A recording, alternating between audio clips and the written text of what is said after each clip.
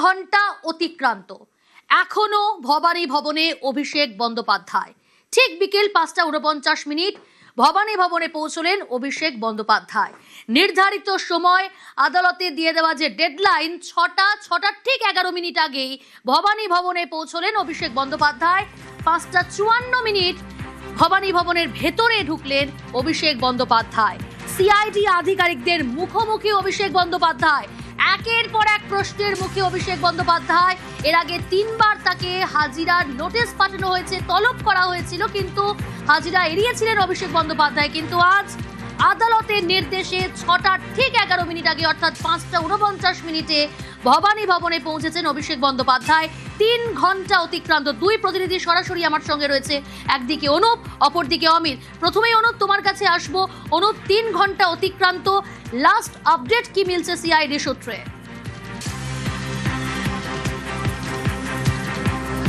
দেখো, 3 ঘন্টা অতিক্রান্ত, এখনো অভিষেক বন্দ্যোপাধ্যায় তাকে দফায় দফায় জিজ্ঞাসাবাদ করা হচ্ছে সিআইডির পক্ষ থেকে। যে সিট গঠন করা হচ্ছিল, সিটের পক্ষ থেকে ডিআইজি পদমর্যাদা আধিকারিক 5 থেকে 6 জন, যারা কিন্তু এই অভিষেক বন্দ্যোপাধ্যায় তাকে জিজ্ঞাসাবাদ করছে।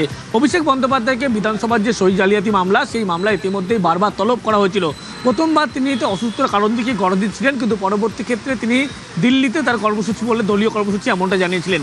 তার পরবর্তীতে তৃতীয় যখন নোটিশ করা হয়, তিনি কেউ জানিয়েছিলেন রাহুল গান্ধীর সঙ্গে তার বৈঠক, সেখানেও তিনি আসতে পারবেন না।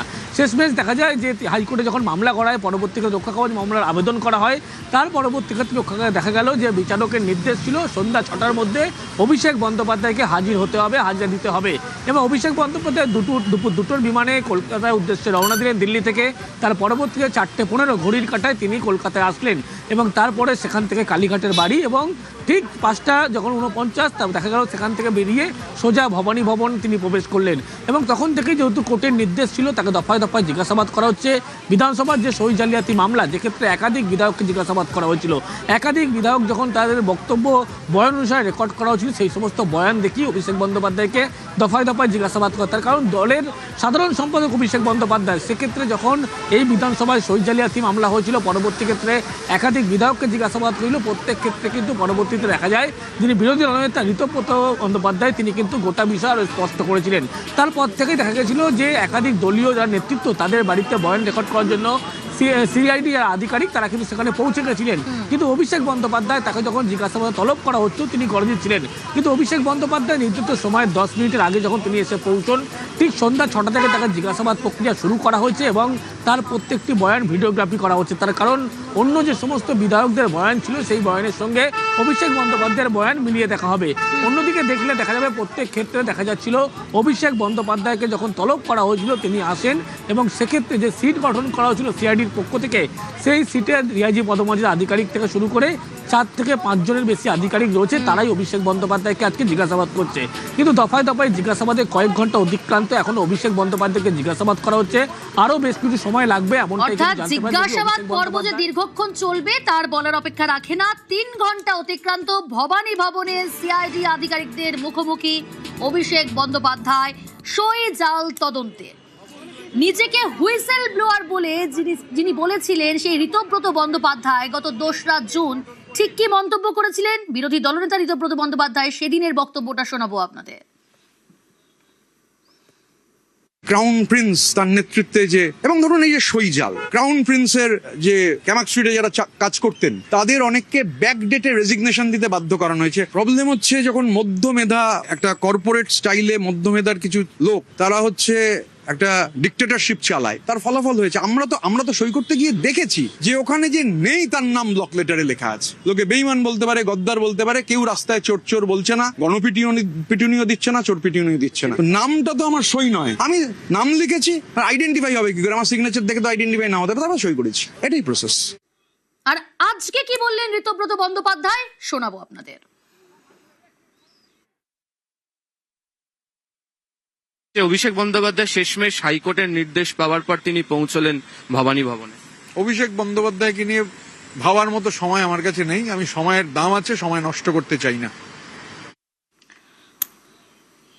অনুপের পাশাপাশি আরেক প্রতিনিধি অমিত রয়েছে আমার সঙ্গে। অমিত, 3 ঘন্টা ধরে জিজ্ঞাসাবাদ করা হচ্ছে অভিষেক বন্দ্যোপাধ্যায়, 3 ঘন্টা অতিক্রান্ত, ভবানী ভবনে সিআইডি আধিকারিকদের মুখোমুখি অভিষেক বন্দ্যোপাধ্যায়। কোন কোন প্রশ্নের মুখোমুখি অভিষেক বন্দ্যোপাধ্যায়, কি কি প্রশ্নমালা সাজানো হয়েছে, সিআইডি সূত্রে কি খবর পাচ্ছ?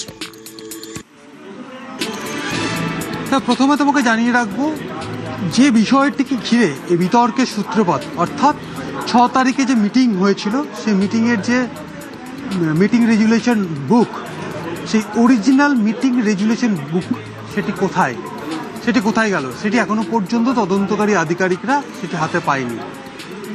3টি সামান ইস্যু করা হয়েছিল অভিষেক বন্দ্যোপাধ্যায়কে এবং এই মিটিং রেজুলেশন বুকের অরিজিনাল কপি চাওয়া হয়েছিল অভিষেক বন্দ্যোপাধ্যায়ের কাছ থেকে, তিনি সেটা দেননি, এমনকি সেটি এখনো পর্যন্ত অধরা।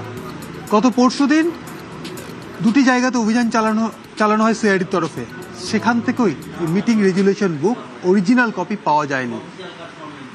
মিটিং রেজুলেশন বুকেই 6 তারিখের পুরো মিনিটস বা বৈঠকের পুরো সিদ্ধান্ত সেখানে কিন্তু উল্লেখ, এবং সেখানেই নাকি 70 জন বিধায়কের সই করা এবং সেই সই করার পর সেই রেজুলেশন বুক অভিষেক বন্দ্যোপাধ্যায়ের লেখা চিঠি পৌঁছে দেওয়া হয়েছিল অধ্যক্ষের কাছে, বিধানসভা অধ্যক্ষের কাছে, এবং যে সমস্ত বিধায়ক সেখানে উপস্থিত হননি তারাই সিআইডির কাছে জানিয়েছেন যে তারা বৈঠকে ছিলেন না, তারা সই করেননি।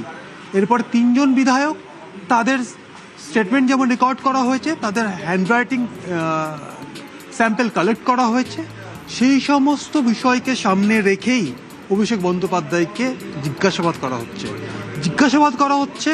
এই মামলার অন্যতম সাক্ষী ফিরহাদ হাকিমের যে স্টেটমেন্ট রয়েছে এই মুহূর্তে সিআইডি কর্তাদের কাছে, সেই স্টেটমেন্টকে সামনে রাখা হয়েছে বিধায়ক সুভাষিস দাস, বিধায়ক বাহারুল ইসলাম, বিধায়ক অরূপ রায়ের মতো বিধায়কদের স্টেটমেন্টকে সামনে রাখা হচ্ছে, এবং মিটিংয়ে কি কি সিদ্ধান্ত হয়েছিল, কারা কারা উপস্থিত ছিলেন, যারা উপস্থিত ছিলেন না তাদের কেন সই সেখানে রেজুলেশন নোটবুকে করা হয়েছিল, কার অনুমতিতে সেই সই করা হয়েছে, কেন জালিয়াতি করা হয়েছে, এই বিষয়গুলোই কিন্তু প্রশ্নের মধ্যে রয়েছে। শুধুমাত্র মৌখিকভাবে জিজ্ঞাসাবাদ এমনটা নয়, পুরো বিষয়টা ভিডিওগ্রাফি করে রাখা হচ্ছে, এবং একই সঙ্গে যে সমস্ত প্রশ্ন অভিষেক বন্দ্যোপাধ্যায়কে করা হয়েছে তা কিন্তু লিখিতভাবেও সিআইডি আধিকারিকরা তার কাছ থেকে সেটা লিখিতভাবে নেবেন আগামী দিনে মামলার তদন্তের ক্ষেত্রে, যা অত্যন্ত গুরুত্বপূর্ণ। এরকমই নানা প্রশ্নের মুখোমুখি হতে হচ্ছে অভিষেক বন্দ্যোপাধ্যায়কে। সিআইডি আধিকারিকরা একাধিক প্রশ্ন সাজিয়েছেন অভিষেক বন্দ্যোপাধ্যায়ের জন্য। সন্ধ্যে 6টা থেকে শুরু হয়েছে জিজ্ঞাসাবাদ পর্ব।